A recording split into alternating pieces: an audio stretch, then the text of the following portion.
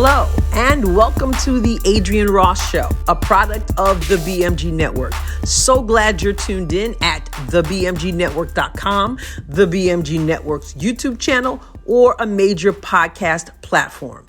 It's time for another exemplary episode. So here we go. Welcome back to the Adrienne Ross Show for part 2 of Living Single with my 4 guests. Now we're going to pick up exactly where we left off with a rather interesting question. And now you get to hear what their answers were and also what my answer was. Now, if you missed part 1, be sure to go to part 1, then continue on to part 2, where not only do we deal with that question, but we take an even deeper dive in the topic of being single. Enjoy. Do you believe, and this is a conversation people have, some people believe there is one man for one woman, that God has one person, and other people believe you choose. What do you think? I don't think God has one particular person, because if you steal my man, then you've messed up the whole structure. You know, if my future husband that's intended for me. Well, was that your future? Well, was he intended for you? Well, that's true. That's true. But this story comes to mind just right on exactly what Crystal was saying. There was a relationship that I was pursuing and things like that, and to be honest, I really thought it was it. I thought this was the one. I thought this is everything that I've been looking for. This man walks on water. I mean, that's just the way that I felt, and it did not end up the way that I had anticipated. And I had sought after God for this before I even pursued it, because I did not want heartbreak, and I had sought God before even pursuing this relationship. And whenever it did not go the way, I remember clearly I was standing in my living room just drinking coffee, and I was, praying, and it was early in the morning. And I'm not just saying this to justify what happened, but I know that the Spirit spoke to me and said, I was ready to place your heart in his hands, but he fumbled it. And because of God's sovereignty, because of his love for me, because of the way that he saw how this man was going to handle my heart, that he kept me from that. That is kind of that's the deep thinking of, there are 2 people involved here. And I think I keep going back to this, but I know that God is good, and I know that he has my best interest at heart, and that marriage is good, and he knows what I want, and I'm a daughter of his. So he wants me to enter into this marriage that is filled with joy and happiness. And if he wants to hand that to me, then excellent, but again, I trust him enough if he doesn't. Mm-hmm. I have 2 things. One, referring back to Crystal. I think the worst when we say when we want singles ministry is like when we go after church, right? People go out to dinner with their families. Nobody's looking around to see if singles wants to join them. Yeah, and that's what I'm talking about. That's the kind of thing I'm talking about. We're not always like, are you doing something for the holidays? Or are you wanting something to be part of our lunch? Like, that's not always happening. So when I want singles and inclusiveness, it's like, I want to be there, but you don't want to be the 5th or 6th wheel either, but you want to feel included. And then the other thing is, I don't think there's probably one person, but I do think there's a wrong person. Mm-hmm. I don't think there's a right, but I do think there's a wrong. I think there's many where you see the signs, because I've seen when God said no, and they're like, I'm gonna do it anyway, and it ends very horrible. So I don't think there's just one person, but I do think there's a lot of wrong somebodies that God clearly gives you if you keep warning, this ain't for you. And and I hear you. I think there's one person for me. And I don't know, does that sound arrogant? I hope it doesn't, because I don't mean it to be arrogant at all. But I truly believe that there is one, and I'm not saying that for everybody. I don't know. It would seem to me that God would have someone for, but I just believe there's one person for me. And so maybe he fumbled too. Maybe that's why, maybe that's who I am, Okay, you want person, I don't know. I don't have the answer to that, but I know that's been that people talk about that. So I wonder. I don't know. It's also the most common thing that you hear. Well, maybe he just hasn't gotten his stuff together, and you're just waiting on him. I also cringe at hearing that because I'm tired of hearing it. Like, well, then I was like, well, then get it to freaking together. Like, I don't know. Like, I know, right? I think that's why some people say pray for your husband, which, like I said, that was so out of my mind for like 15 years. But I have recently begun to, I'm like, Lord, and you should hear me talking to the Lord. I'm walking through the house just praying the other day.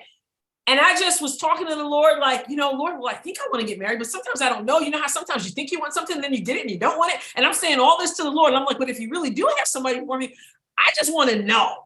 Because I don't want to be thinking. See, when the dream started coming again and God began to remind me of these promises, and I do believe it was God, after all this time, because I didn't bring it back up. You know what I mean? So I'm just like, I don't know. I just start praying for the person, and I used to do that years ago, like whoever he is, Lord. So I'm talking to the Lord, but I'm just like, Lord, the reason why Pastor Zach had said to me when we went out to lunch that time with all of us, he said, Miss Cherry said, Adrian, I believe it's God, because I don't believe it would.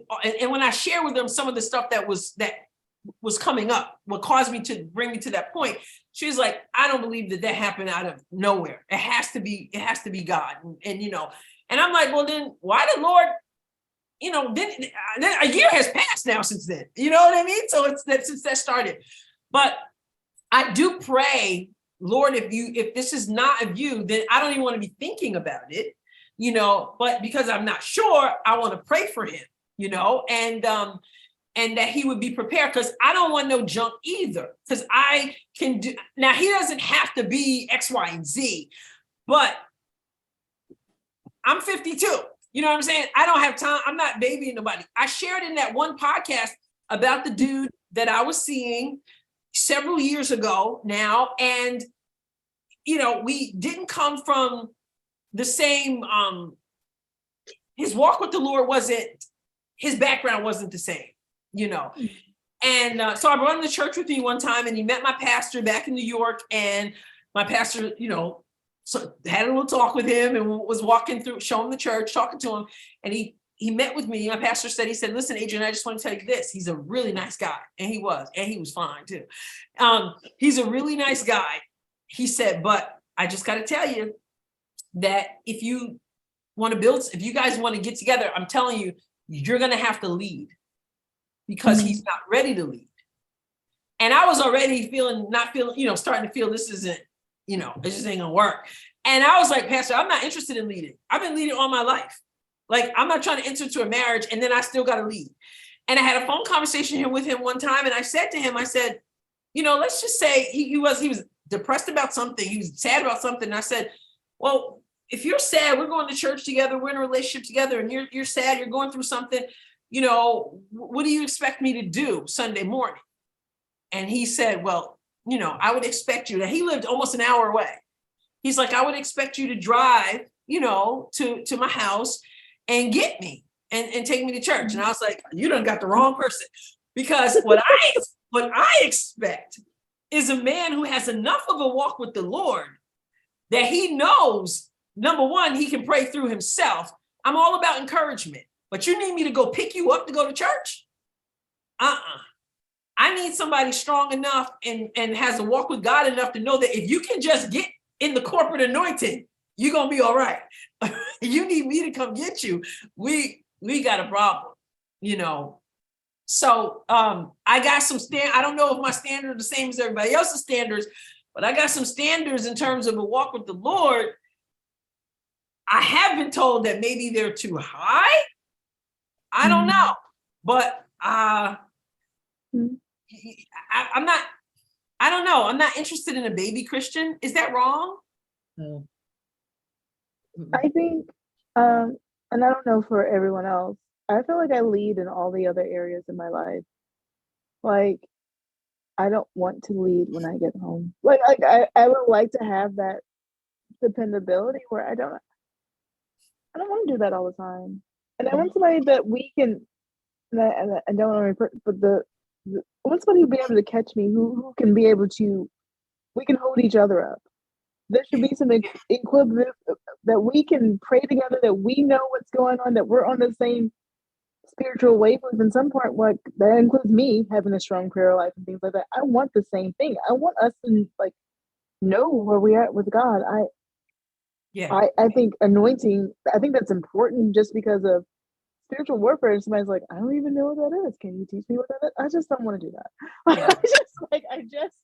I just don't want to. And I think, Adrian, if I was in my 20s, maybe if I was 19 and we were both baby Christians, that's cool. But at 35, no, it's a no for me. And I hate that if that's wrong or anything, or I don't want to hurt anyone's feelings, but it's a no because me and God have been through so much. I need somebody who's warring with you. And I believe the Lord knows what we need. That's why I say I believe there's one person for me, and I don't know. But here's my question though, since we may all feel that God has someone for us, I'm hearing a lot. I do a lot of I learn a lot, and I want to be prepared, for whatever God has. So I'll listen. I'm listening to people talking about marriage and things like that to grow and all that stuff. And I really feel that the Lord has been dealing with me about certain things in terms of preparation. So we talk about sometimes when we don't know where he is, and I sure don't know where he is because there don't seem to be many around, right? But Miss Sherry had told me before she went away, she's like, she's like, in an instant, the Lord can, somebody can all of a sudden he's there. Like you said, you can reach for the same fruit, right? What is it that you're doing, if anything, that you feel is a preparation? I'm gonna start with Sarah. Is there anything that, and if there's nothing, then there's nothing, but like, is there anything that you're doing that you feel is a preparation to be someone's wife? Because marriage is ministry, really. I have read a lot of books. Yeah. I've listened to podcasts, but also like I've been seeing a counselor, honestly, to work through some different things that I've seen in my life and just growing and maturing in different areas. So I feel like that is a preparation too, that will affect marriage and dealing with all kinds of relationships. And then I do listen to podcasts and I pay attention a lot to the families and people that I'm around and try to pick up. I know no marriage is perfect. Marriage is going to be work. I mean, you're bringing two different people and bringing them together that grew up different ways. There's a lot of things and factors, but trying to pick up and learning from everyone that I'm around. Yeah, that's good. I'm like that too. I ask a lot of questions, especially people who've been married for a long time. Yes. Anybody else? That's good, Sarah. I listen to podcasts. I listen to sermons about marriage, and I listen to sermons on singleness. I've read books. I talk to married people. In fact, like I already know, like I read Tony Evans' Woman of God. Like there's a lot. And then with my own relationship with God, we've been cleaning my own stuff out of the way. Like there's just stuff in my own heart that me and God have been dealing with, like to prepare to be just not even just a better, like following him. So me and God have been doing our own work with my own life. I will talk to people who are married. I talk to people who are single. Like I ask questions. I do all those things. So I think those are preparation things of dealing with yourself. Like there's an adjustment to coming home and being by yourself to like, oh, like there's somebody else here. Like there's somebody, like I have to consider somebody else before I do things. There's even things of like talking to friends who've had marriage that fell and friends who've had marriage be successful. Like, what are you doing? And they talk about mentorship and having finding people to mentor you who are healthy in marriage, who have some of the similar things. So I already start looking for those mentors. Like some of them, they already know who they are. People was like, well, if I'm in a relationship, you're going to mentor us. And I'm hoping to bring you in there so that we can be fruitful. And like, and those are things I glean from podcasts and books I've read and like sermons I've listened to. Like, so there's just, I feel like I've done a lot of preparation in that regard. Okay. All right. Anybody else feel like you're in a preparation period? I think it's doing the same things that kind of, Sarah and Deshay had said. I think kind of trying to make sure that I have a good understanding of myself, I guess, before I try to have an understanding of somebody else. One thing for me, in particular is I am a strong personality, and I know this about myself. I have opinions and strong opinions, but sometimes I have to take a step back and understand that me voicing my opinion is not what's required in this situation, and to ask the question, okay, what is it that you need from me? Rather than me always saying I have this expectation and da da da da. What is it that you need from me? Mm-hmm. Yeah, that's good. Anybody else? Well, I have to tell you, in addition to listening to stuff and podcasts and asking questions, and the couple I had on last week and all that, I feel like the Lord is just having me do practical things. Like when we went into this fast, I felt like I felt so much like, yes, I need to dig into God and to draw closer to God, but I was feeling really strongly like the things in the natural can so clutter up the spiritual. I had this closet that I so needed to clean. And I remember, and I was like, and I'd already started, working on this closet. And, but anyway, it was one of the nights during the fast. And I'm like, I'm just praying. I wasn't praying long because I declared just like that. I heard clean your closet.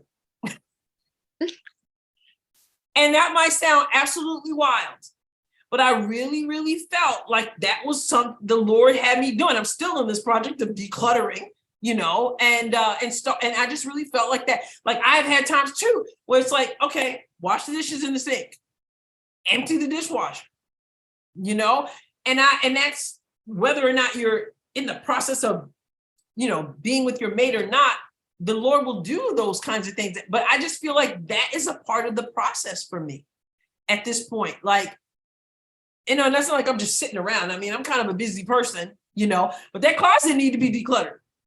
It looks good now, but I got other paper stuff. I mean, I have papers all over this table right here, because not only am I doing my job and my work and all the medical mess and bills and stuff that I have right now, but I'm also my aunt's power of attorney. And so I have to handle her bills. So I've got all those things, and it can be so overwhelming. And I'm like, but I really believe that that's a part of it, like,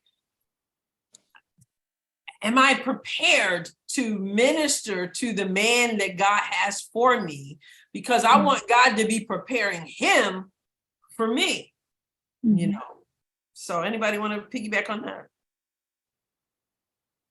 No, I would agree. As far as you said, the practical, and I'm pretty traditional whenever it comes to, I guess to certain views, and I know that, I think your home should be a safe place. Your home should be that place of peace and not that place of chaos. Your home should be, that place that you and your husband can come into, and it is not the place of strife and just craziness, but it is kind of that safe place to where it can be cozy and relaxing, and that place that you can be at peace. That's very important. And so making sure that my home is that place. And now, mind you, I'm not talking about perfectly clean every minute of every day. You may have a glass on the counter or whatever the case may be. If you know anything about me, I'm a tad OCD about things. So, but making sure, and that can cause chaos, making sure that glass is put away, that can create chaos for everybody else around me because I'm so particular about it. But just making sure that, that my home is a place of peace. Yeah, that's good. It looks like God got onto me like a year or two ago, where I've had to start cleaning out, like letting go of stuff like that I've had, and cleaning out my closet. And like, there's no, and like practicality. I was like, there's a husband that's like, I live in a 3-bedroom house and it's by myself. And I was like, is there even room for someone to live here? Like, they're like, just practicality. I was like, spread all over my entire house because it's just me and my dog. So like that was like it was practical stuff like I was like, you start getting rid of stuff. I was Yep. like, oh, man. And I was like, you need to start getting rid of things. You need to start making space. And I was like, that is something practical. Like how I clean the house, like cooking more meals. Traditionally how I want my family, I have ideas of having a less electronic family with my kids and things. So like Wednesdays and Thursdays, I don't do electronics because that's what I want for my family as a household. And that's something that I should be practicing. So I'm practicing things that I want for my family as a single person now. Those are routines and things I'm already trying to set up in my life now. Yeah. That's good. Yeah. Somebody saying, did I cut someone off? Somebody No, I just said that's good. Yeah, that is good. Single young people, I always laugh because I'm like, when my pastor had made me part of have a singles home group, I didn't want to be bothered with the singles home group because I like being in the regular home group. And the single folks were like, I'm like, you're 18, you're not single, you ain't supposed to be married. You know what I mean? Like, I was like, why is it putting me in this group? Well, I was supposed to I ended up leading later, but he was adding me to this group, making the single group. I'm like, they're kids. I'm like, they're not single. Talk to me. I hear people a lot of times, they're like, oh my goodness, I've been single for 2 years. I'm like, you know what? See me 23 years later, okay? So, but anyway, we're having with these young people, are we setting up young people that they have to be married, that's the best thing to do, and not setting them up by saying, whatever God has for you, that's what I want for you? How do you balance between God wants to hear the desires of your heart but if God has another plan for you, it's okay? So I have a different perspective. I was raised by a single mother and not a traditional church setting. So like I grew up with seeing strong single women throughout my entire life. Yeah. And so that perspective, and when people are like, well, I just want to get married and that's going to make my life, that was never fully my thought pattern. I've always wanted to get married, but it was never going to be to complete my life. Right. Yeah. Just because that's just not how I was raised. So when I talk to younger people who are like, I want to be married because I'm incomplete, it doesn't fully calculate to me because I'm like, what do you mean? Get a career. What do you mean? I have women who are very career, very driven people in my life. A lot of the women are. So like when I meet people and they're like, well, I want to get it for me, it misfires for me because that's just not the way I think. Sure. And so like I always have to watch myself to make sure I'm not being offensive because I'm just like, well, why aren't you pursuing a career? Like, what are you doing with your life? What is your purpose? What do you do? Like, what is God saying for your life? Right. Other than marriage and children? Is that and I'm kind of almost like I had to watch myself because I'm like, is that it? Like what else? Like what? Like and but that is my mentality. But I also had to realize, looking back, like I was raised by a single woman. I was told to get a career. I was told to pursue career, the Lord, family, and have a family. I was told to pursue all three. And so when I hear other people in a different church setting who grew up differently, it kind of takes me back because I'm not used to that kind of thinking, if that makes sense. I hope I'm being clear without being offensive. No, you're yeah. But I think some people who I think you can, not that you're not saying this is the case, but you can be raised in a family with a mother and a father and still be, that's just my own perspective. That you're already complete, because marriage should be 1 plus 1 in God's economy equals 1, right? It's one whole person, not 2 half people, right? 1 plus 1. So, but I wonder though sometimes, because that message I think is out there that this is what if that's what you want, then that's what God's going to give you. Do we set the people up though for, how do you balance that? I want you to believe, but at the same time, it's not the end of the world then if that doesn't happen.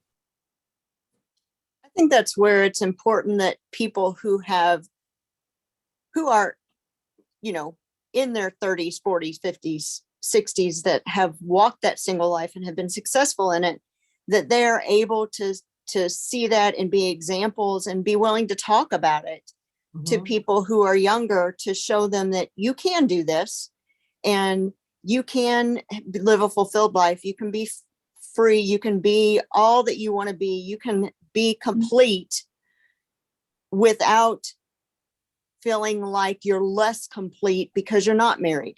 And if you're going to get married, that's great. And that just makes it even multiply more, but it doesn't mean that you're less because you don't have that marriage component or that companionship. You know, you still have the Lord and he still walks with you and you still have that walking with him, you know. And I also think it's important that they see single people who can mentor living a pure life. Yes. Because we live in a sexually charged society. Yeah. I mean, it's everywhere and everybody's being, you know, and everybody's being told, well, you know, you're missing out on something if you're not doing X, Y, Z, or you're not having a full relationship, or you're not this or whatever. And it's in the church. It's in the church. Yeah. And I don't know about, I'm not saying in our church, but I'm saying when I did that podcast about, I was literally hearing Christians say that they had to have a discussion about whether or not they were going to have sex. Now, I understand having a discussion about what boundaries you're going to set up, but not having sex should be a given. But it doesn't seem to be. I mean, you hear a lot of people and they're like, you know, and they're Christians. And then, well, I told him that I wasn't going to have sex and he was mad. I'm floored. And I'm told that I have this innocent mindset about it because it's all up in, and I'm thinking. But you can be strong enough. Like again, it goes back to those standards. Yeah. What'd you say? You've got that strong women and strong examples. And like Deshae said, she had strong examples of women. And so that's something that's important to her, and that she knows that she can do this. And she was driven to pursue these things are important.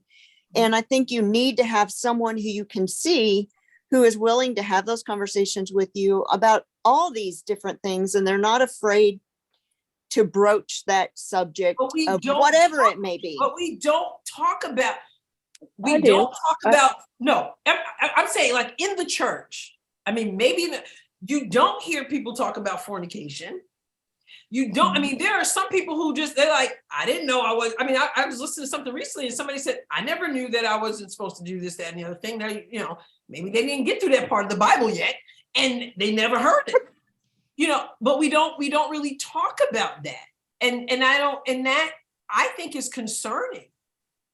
It's concerning when I have somebody who was raised, I know someone who was raised in the church and it's like, I don't want to be there because everybody's, and people fall, and there's grace for that. So I'm not talking about that, but I'm talking about willful decisions that this is how we're going to conduct our relationship. So if you're going to talk about singles you know, you can't leave out, you know, and just because you're 50 doesn't mean you don't need to hear that, I guess.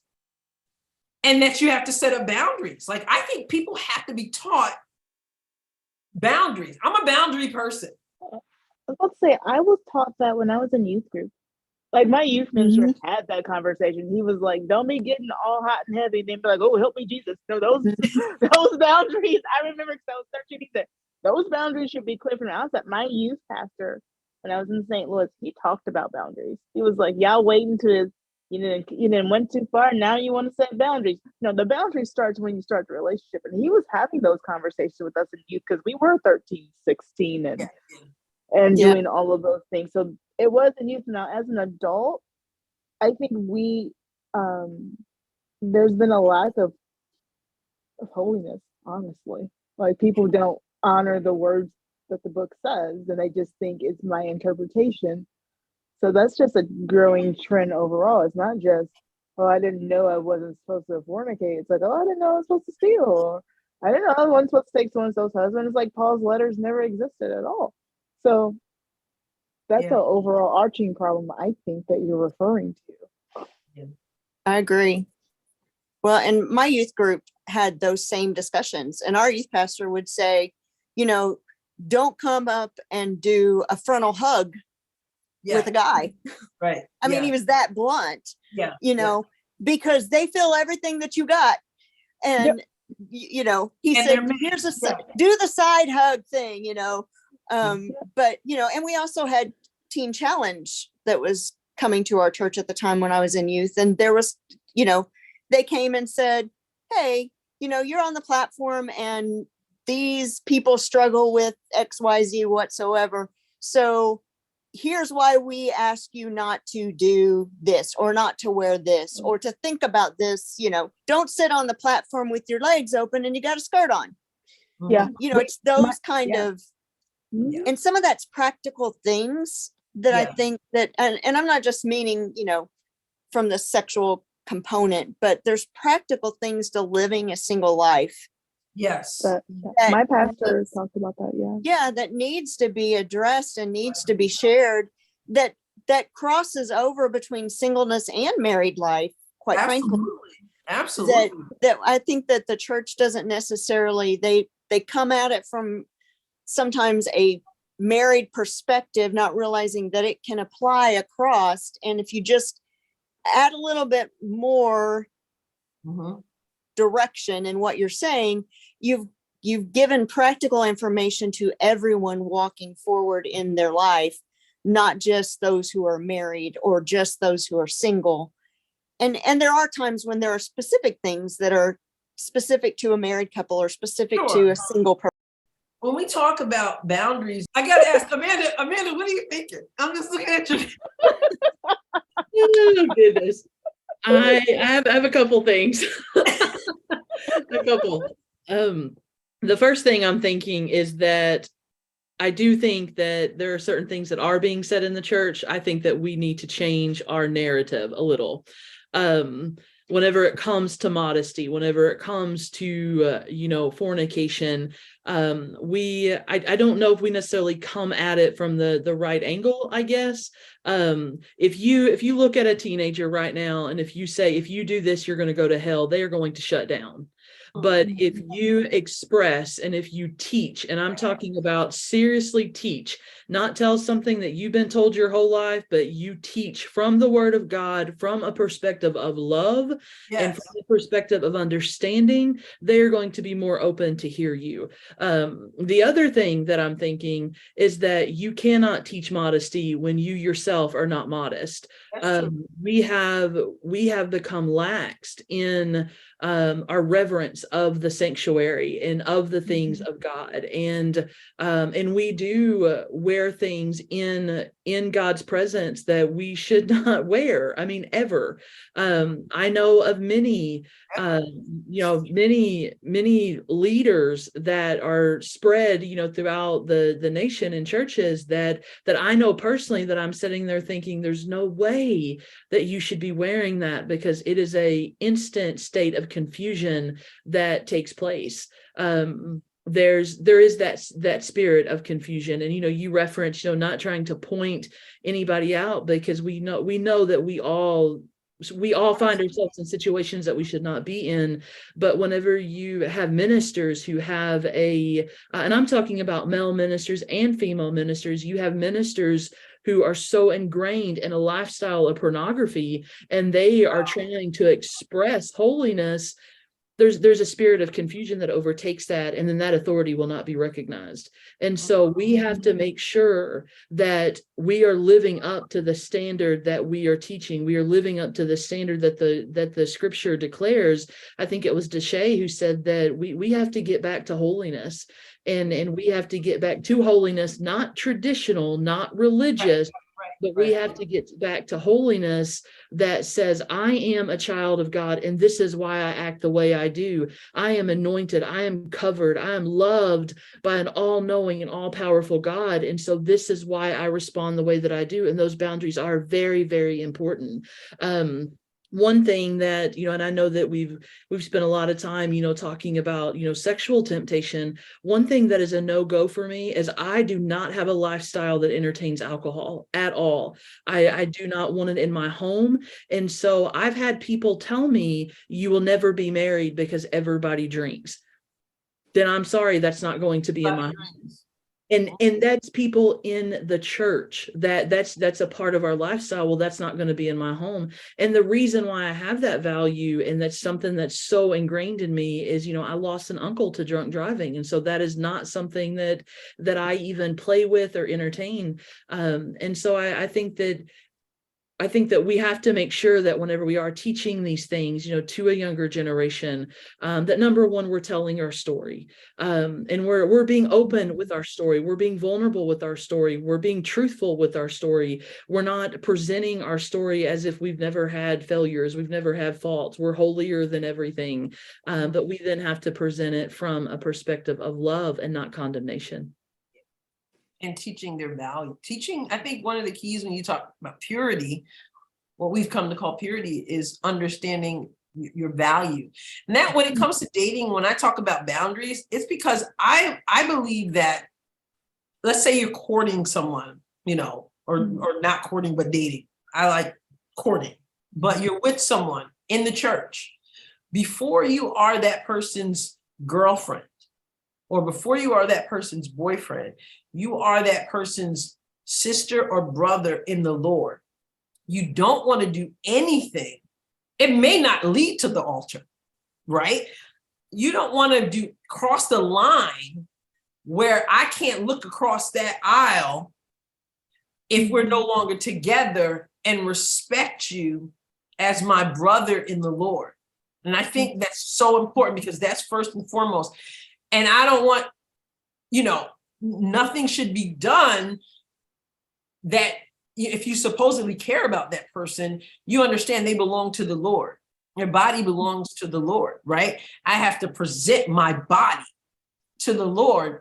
And so we shouldn't violate and endanger that person's walk with the Lord and eternity by the actions we take.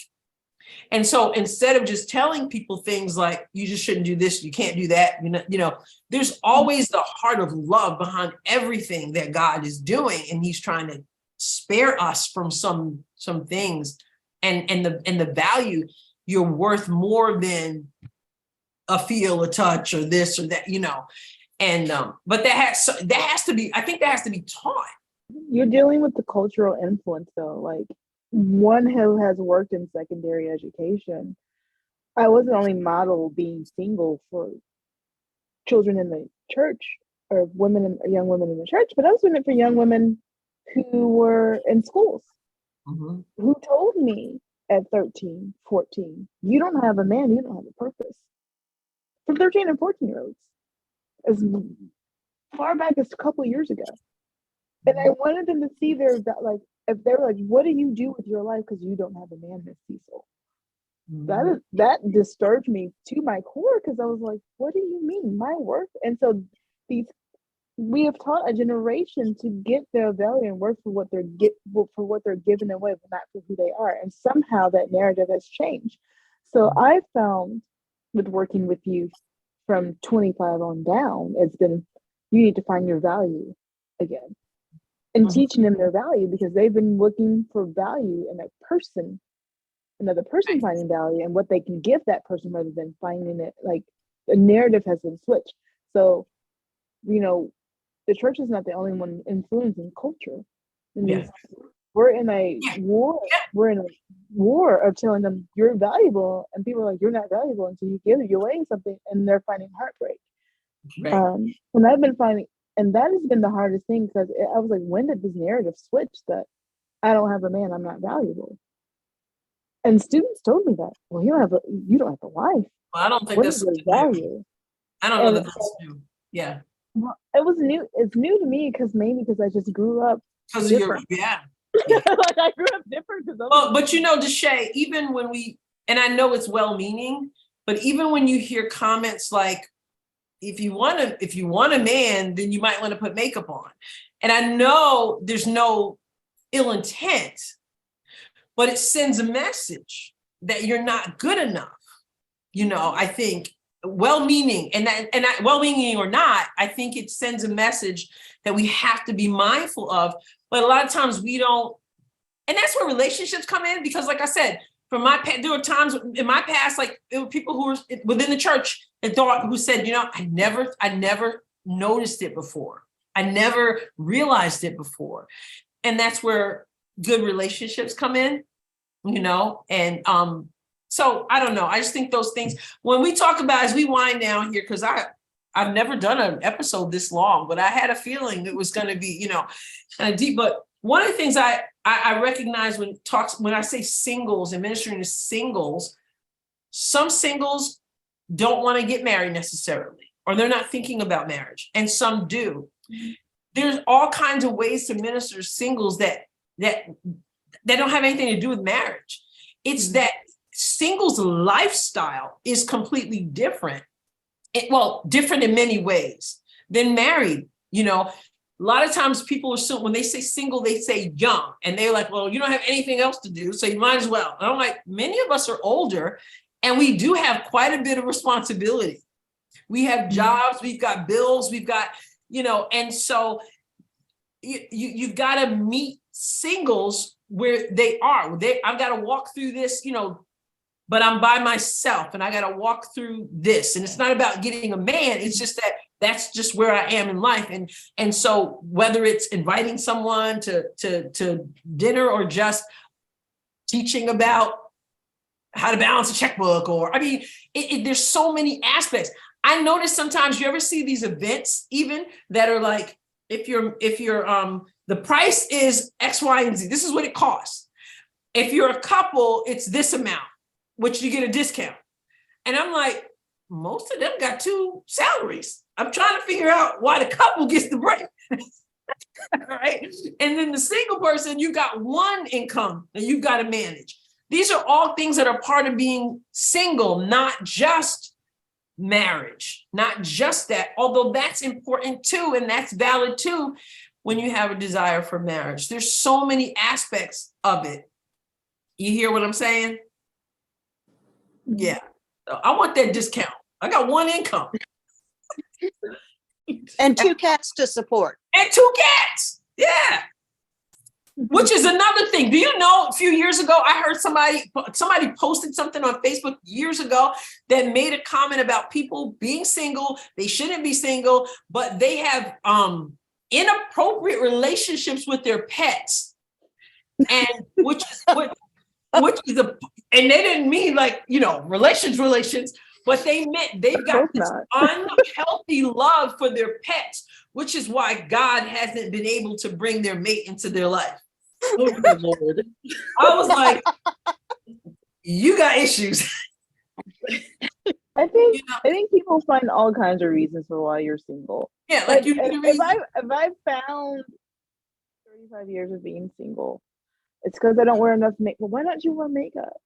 Or why don't you smile more? Or you would be pretty if you wore earrings. Or maybe you need to go online. Or maybe you need to do this. And it's like, well, maybe you just need to leave me alone. Like, it's just like, maybe if I gotta do all these things, maybe I need to be by myself. I do think sometimes, there are certain things that we might feel to do, and that's okay too. But to make it seem like you're not good enough unless, as if everybody. I'm not saying that you shouldn't shower. I love what Purple Dallas said. Does he take a bath? Do you live outside of your parents' house? Like, he had a good list going. Do you have debt? Like, these are real questions that you should be asking. But like, I also just want to be like, stop trying to pick me apart and try to fix me.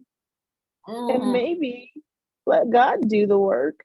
Yeah. And stop trying to make me measure up to your idea, because I'm not going to be your idea. I'm going to be whoever that person is. I'm their idea, and I'm God's idea. Yeah. Not the other way around.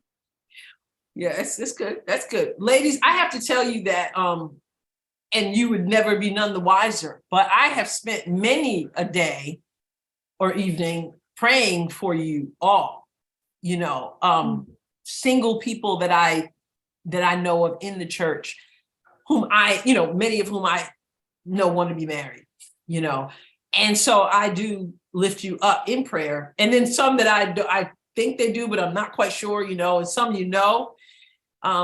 but I just want you to know that you are being prayed for, because not everybody's going to be married. You're not a second-class citizen if you're not, but I asked you on because I know that, at least sometimes you want to be married, and I pray for that. And I pray for you that God would give you he would give you his best for you, his best for you. And I pray that I ask that we will pray. That's why I said married people need to hear what we're saying here. Excuse me. And I think leadership needs to hear what we're saying, and singles need to hear what we're saying. And I think the bottom line is, and I want to leave with this thought, I'll give anybody a last word, but I think the bottom line is that people need to know, whatever stage they're in, it's about being in the middle of the will of God for our lives and trusting him more than we trust ourselves. So much in this conversation. Any final comments from you? I appreciate your time so much and your experience and input.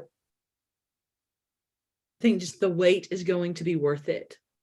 Yeah. That the waiting on the man that God has for you is going to be so much better than getting into a relationship that brings you nothing but turmoil. Yeah. So if you are wanting to be married, just wait until God brings that person into your life. It's a good word. And to piggyback off what Amanda said, be the person that you want to marry. You should meet your own standards and criteria that you're expecting.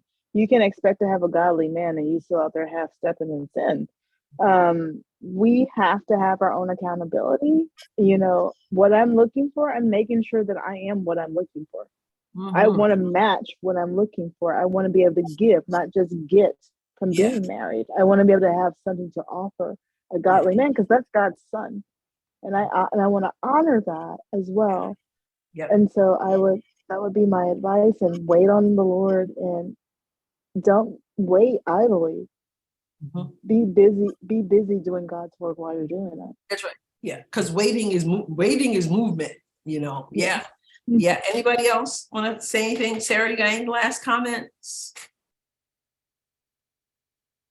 You good, right? Yeah. You're good. Thank you. Crystal, you got any last comments? You're good too? All right. Well, ladies, thank you so much for being on this episode of the Adrienne Ross Show. This will go down in history as the longest one we have had, but it's worthwhile. I've been wanting to do this for so long. So thank you for being agreeable, and thank you for all that you bring to the table, and God bless you abundantly. You too. Thank you. Right. Thank you.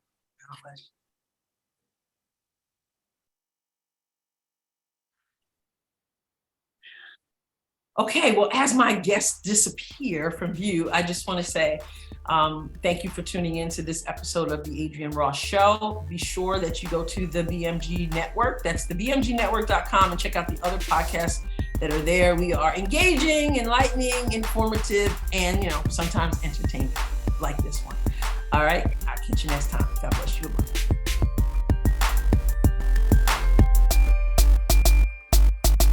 The Adrienne Ross Show was produced and edited in the BMG studio. The music was provided by Kevin MacLeod. Find more episodes of The Adrienne Ross Show at thebmgnetwork.com and major podcast platforms. Be sure to tune in regularly. You don't want to miss even one episode.